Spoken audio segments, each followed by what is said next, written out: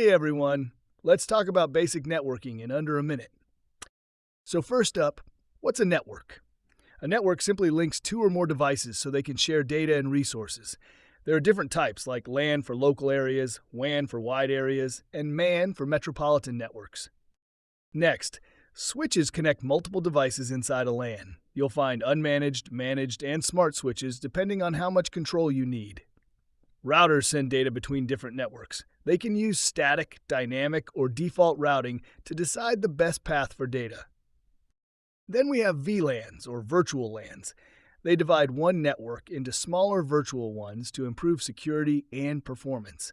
Trunking allows multiple VLANs to share a single network link. Pretty efficient, right? EtherChannel bundles several physical links into one logical connection, giving you faster and more reliable data transfer. STP, or Spanning Tree Protocol, helps prevent network loops which can crash your system if not handled. And finally, ACLs, or Access Control Lists, filter network traffic to keep unwanted connections out. And that's your quick crash course on basic networking. If you found this helpful, don't forget to like, share, and follow for more quick tech explainers.